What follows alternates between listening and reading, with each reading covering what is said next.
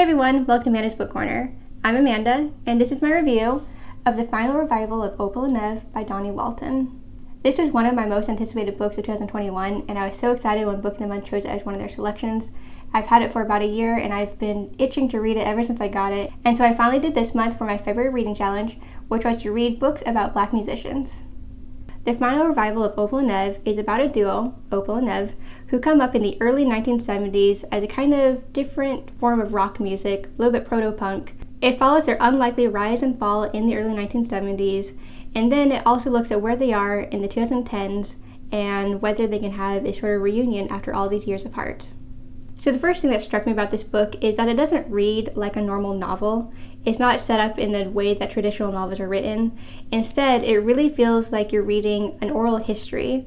It's set up as a series of interviews with these different people, including Opal, Nev, and different musicians that they worked with, different music industry people that they worked with. And through these interviews, we get to see how Opal and Nev first found each other, how they started making music together, what kind of issues they faced, what kind of big events really marked and changed their careers, and how they eventually fizzled out as a duo. The person interviewing these people is named Sunny, and she has a very personal connection to Opal and Nev. In fact, her dad was a drummer who worked with them on their first album, and during Opal and Nev's early years, he was murdered in a racist attack.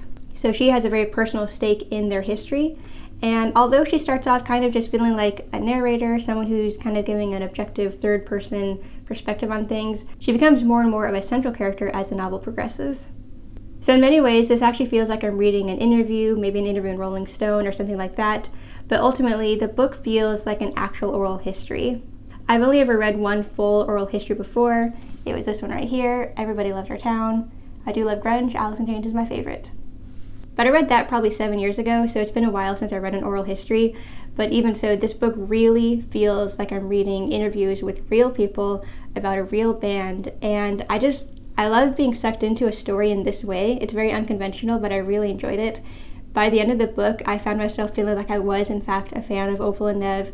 I kind of wish they were a real duo so I could actually listen to them and listen to their music. I feel like reading this book made me feel like I'm one of their biggest fans. So at its core, I really do love how musical this book is and how it really dives into that early 1970s scene with rock musicians and kind of like early versions of punk music. I do like some punk myself, although I don't really go as far back as like the early bands like the Sex Pistols or the Clash or anything. I'm more into modern punk, like starting with Green Day and, the more 2000s punk scene that came out of that. So with that in mind, I really was excited to read about this duo and their kind of like early versions of punk, especially with Opal. Opal is a Black woman, and I really love getting a Black woman as the central figure of this early punk group. And I think that's really cool, and it gives it a very different perspective, but one that really makes a lot of sense with punk and the punk ethos that I'm aware of. I'll talk more about that in a moment. That's one of my other favorite themes within the final revival of Opal Nev. But before I get to that, I just want to keep talking about the music a little bit. I really did love seeing how Opal and Nev, these two different individuals from completely different parts of the world, eventually found each other and formed this duo. Seeing what their creativity was like, how Nev in particular was a songwriter and how he had a very distinct lyrical voice, and seeing how their music kind of formed its own different sound that was unlike anything that was happening at the time. I loved seeing how they were recording an album and the different musicians that came into it. I love seeing also the business side of things. I have a master's degree in music business, and so this is something that I am more aware of, and I actually enjoy reading about it in books. They mention things like a 360 deal, which I'm aware of. They talk about the business side of things, the record label, the issues with marketing and finding an audience for their music, touring issues. I love getting the producer's perspective on things and their clash with the record label head, who was not a very likable character as it turns out, and other artists on the record label. So I thought it was really interesting getting the music creative side of things, but also the music industry side of things, the business side of things that kind of in many ways hindered Opal and Nev. I also like the inclusion of very brief interviews with real life people like Janelle Monáe and Tom Morello and Quentin Tarantino, and just kind of seeing what their opinions of Opal and Nev might have been if Opal and Nev were actually real. So I thought that was really fun, and a great inclusion, and I agree. I think people like Janelle Monáe would love Opal. I liked how different Nev and Opal actually were from each other. They come from very different backgrounds. It's kind of funny that they both come from a city named Birmingham. In Opal's case, she's actually from Detroit, but she spent some formative summers in Birmingham, Alabama.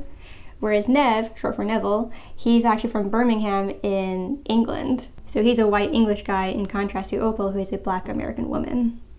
Also, quick shout out to Birmingham, England, because one of my favorite bands, Editors, is from Birmingham in England, not Alabama. So I thought it was kind of fun to get another artist who is from this city that I associate with Editors. So Nev and Opal are very different people with very different backgrounds and very different experiences, and I love that the author does such an excellent job of creating these different voices for the characters. As I was reading their different interview pieces, I really felt like each character had a very distinctive and vivid voice. For example, I love how Nev really sounds English. The way he talks, the words he uses sounds like he's an actual Englishman. And the way Opal talks is very different. She has a very strong character. You can see how fierce she is and how outspoken she is about a lot of things. And then there's other characters that really stand out too. I really liked Bob Hayes, who worked with the band when they were first forming, and he was part of recording the album with them. He was such a kind-hearted and comforting character in this book. He was one of my favorites. Another one of my favorites is Virgil Lafleur, who is a man that worked with Opal, and he was really in charge of forming her style in terms of her clothing, her makeup, her whole look, really. So I really love him. He has a very wonderful, distinctive voice in this book. There's also some characters that are very easy to dislike. So one of them is Howie Kelly, who's in charge of Rivington Records, which is the record label that the duo was signed to. He also has a very particular voice, and he's just a guy that you don't really like. At least I didn't like him very much. Same with a guy named Chet Bond, who is a lead singer of a band who was also on Rivington Records around the same time as Opal and Nev. Not a likable character.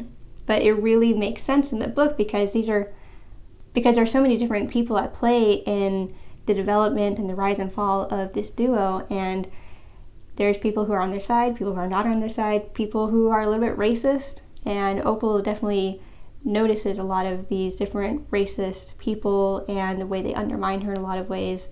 And so over the course of reading this book, each of the characters felt so real to me, and I think the author did an excellent job of really creating unique voices that really came together to paint a whole picture of this band and their different perspectives on the band. So I did mention that racism is a theme in this book and something that Opal faces, and this is actually one of my favorite things about the final arrival of Opal Nev. I love how it weaves in different political and social issues, and that's really at the core of who Opal is as a character and her identity and the kinds of songs that she sings. She emerges as a very outspoken and intelligent and politically aware young woman in the 1970s. And I love how she speaks out against the injustices that she sees and that she herself experiences. She does and says certain things that are very inspiring and empowering. Sometimes they don't always turn out the way that you would hope they would, and certain things kind of become a bit of a mess. But I really like that she stays true to who she is and what she believes. And those convictions shine through in how she talks and her actions and the music that she creates. And I just really think she's an inspiring and empowering character. I kind of wish she was a real person because I think she's pretty amazing. And so these political themes that are so relevant in the 1970s and the kinds of situations that Opal in particular is facing, they also ring true with what's happening in the 2010s, which is the time when Sunny is interviewing these different people now that they're decades older. And we can see how these themes are still present in late 2015 into 2016, which is when she's conducting these interviews. Of course, this is when the 2016 election is underway, and we all know how that worked out, but we can see how these different themes are mentioned more in passing rather than being present on page very much, although there are some things that happen on page later on especially. But even so, I like how there's this continuity between what's going on in the 1970s versus what's going on in the 2010s. And ultimately, that kind of shows how the music that Opal and Nev created in the early 1970s is still relevant and just as powerful and just as important decades later. Just as Opal in the 1970s is undermined in many ways, she's vilified in many ways, she's disrespected in many ways, just as those are happening in the 1970s, we can also see echoes of that happening to Sunny in 2015, 2016. and how she's being impacted in her profession and in, I don't want to say too much, but in things that we see towards the end of the book that really show that as far as we think we've come in these decades, there's still a long way still to go. So I really loved the final revival of Opal Nev. I thought it was a wonderful piece of escapism. It made me feel like I have an all-new favorite band and that I'm the biggest fan of Opal Nev, and it actually kind of made me feel the way I did back when I was in my teens and I was first getting into music and became such a big fan of certain artists that really formed my musical understanding and my musical tastes. It made me feel as enraptured with music as I was when I was 14 years old. And I really love that. I really love when fiction can re-inspire your love of music overall.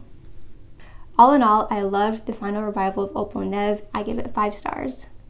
I think this is the debut novel by Dawnie Walton, but I really hope it will not be her last. I really loved it, and I would definitely love to read more books from her in the future.